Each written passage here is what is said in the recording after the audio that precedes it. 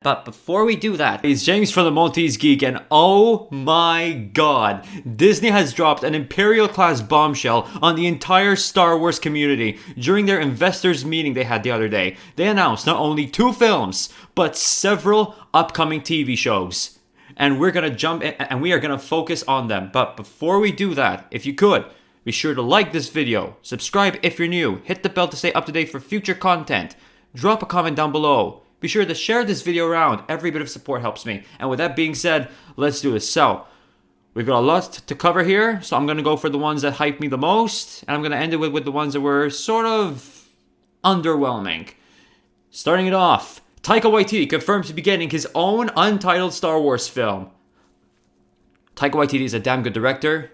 His Thor Ragnarok film was really good. And Jojo Rabbit was just pure greatness. I loved it. I loved it. He's a damn good director. He knows his stuff. Alright? As long as he can do this in a way that not only respects us, the fans, but respects the overall franchise and respects the lore that is given to him, I know he'll knock this out of the park. Next on the list, Patty Jenkins confirmed to be getting her own film based on the Rogue Squadron series. This is basically like Star Wars meets Top Gun, a film about X-Wings, TIE fighters, and Patty Jenkins, alright, she did a phenomenal job with Wonder Woman. She is experienced, she knows what. I know she's gonna do an incredible job with this, alright? People are excited for this, and I am planning on buying the books based off this film. So, yeah. Next on the list, Of course. Why am I not surprised? When the Mandalorian episode of Ahsoka dropped, I knew this was gonna be like a back pilot episode. Rosario Dawson did an amazing job portraying Ahsoka Tano, and the huge bombshell at the end of the episode with mentioning Thrawn. If Thrawn's not gonna appear in the final episode of this season of The Mandalorian, which I highly doubt, you can bet you can best believe he'll appear in this show. And where there's Thrawn, there's Ezra. So who knows? Like, the possibilities are endless. Also worth mentioning, people on Twitter just absolutely hate that she's getting in this show, and it is just phenomenal. It is just beautiful to see these people crying about it. I don't care, alright? We're getting Ahsoka Tano, we're getting a Rosario Dawson. I'm happy. And speaking of this was the best thing ever. Rangers of the New Republic, essentially a Cara Dune show. Gina Carano confirmed. Okay, we'll be set alongside the Mandalorian timeline. People, everyone is just supporting this. Of course, there are those that just don't like it or are willing to boycott us because of Gina. You know, like this. Again, just like what they did with a Rosario Dawson, they're gonna boycott her. They're gonna boycott Gina, all because she didn't put pronouns in her bio. This is a sight to behold, and I am super stoked, and you best believe that when the trailer drops, we will be reacting together to this. Next on this list, boom. The biggest... Okay. Ahsoka and the Cara Dune show were great, but this is just a highlight. Okay, this is just cinematic history right here. Hayden Christensen, Anakin Skywalker, the Chosen One. Alright? He'll be coming back as Darth Vader for Ewan McGregor's Obi-Wan Kenobi series. Now, when Kathleen Kennedy said that it was going to be the rematch of the century, I was a little concerned. It was established in New Hope that they never met up until that point. So, if there's going to be a fight, I don't know how they could pull this off. Like, closest I could think of is either, like, PTSD style nightmare vision, which Kenobi has just a random night on Tatooine, or Vader senses Kenobi briefly through the Force. They meet up, they have a fight, but something stops Vader from landing the killing blow.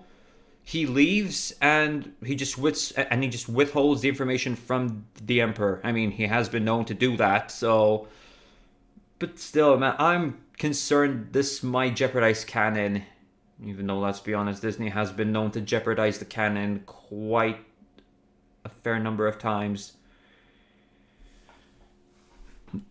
And of course, we had some other things dropped on us as well. Sizzle reel of the Cassian Andor series, which is basically a Rogue One prequel. I am excited for this. I thought Rogue One was a damn good film. Basically, the Star Wars take on Suicide Squad. What else is there? Bad Batch is a real. Of course, when they appeared on the first arc of Clone Wars Season 7, I knew that they had to do more. These characters were damn fine, and I will be doing a reaction on the trailer, so stay tuned for that. Star Wars Visions, basically Japanese anime Star Wars style. If there is one thing I want from this show, I want an anime version of this specific scene. Hello there. General Kenobi. And I want it done basically like JoJo style. I don't know what they could do with this, but I'm still hyped for this one. Lando getting his own Disney Plus series. Not sure how I feel about this. I mean, Lando's a good character. I don't know what kind of story you could tell about him. Of course, we got the Leslie Headland series, the female-focused, female-driven Star Wars show that's apparently set during the final days of the High Republic era, which is this upcoming franchise that's set several hundred years before the Phantom Menace, which will basically show us emerging dark side powers, a galaxy of shadowy secrets, a mystery thriller. I mean, as it says here, man, we could very well get the origin story of Palpatine, and we might even get the origin story of Darth Plagueis. If she can make this in a way that respects the overall franchise, that if she doesn't do it in a way which I fear she might do it, this could work. We could I wouldn't mind seeing an origin story of Palpatine, and I wouldn't mind seeing like an origin story of the Darth Plagueis. The last thing, a animated adventure, a droid story. Basically, C-3PO and R2-D2 teaming up with what they describe as our most iconic duo, on a secret mission known only to them. It's gonna be Rey, isn't it? I have a gut feeling it's gonna be Rey. I mean, the fact that there is not much sequel trilogies related content here, they're probably just gonna use this as an excuse to just use Rey one more time. Now, I could be wrong. I could be spitballing here. But I'm just going to wait and see.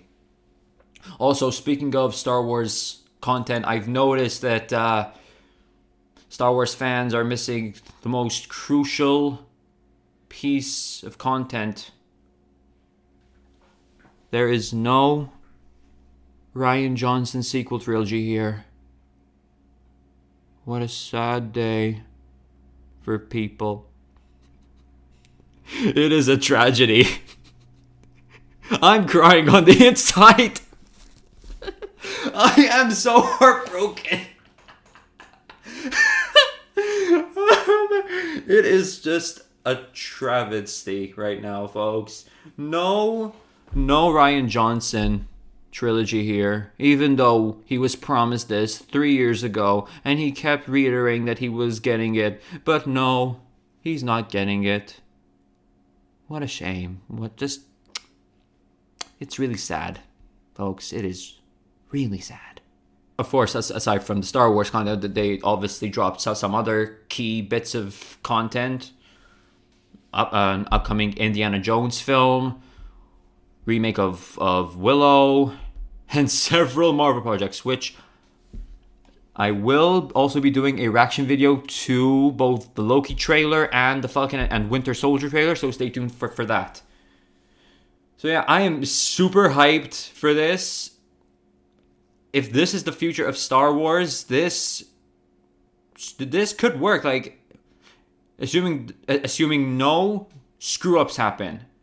Assuming Kathleen Kennedy doesn't screw this up somehow. Okay, with like internal affairs or whatever. This could work. The franchise seems to be in good hands. So yeah, that pretty much covers it. Hope you guys enjoyed this video. What'd you think of the investors meeting? Do you like all the Star Wars content that we've been given? Be sure to let me know in the comments below. Also, like I said earlier, drop a like, subscribe if you're new, hit the bell to stay up to date for future content, share this video around, and I will see you next time.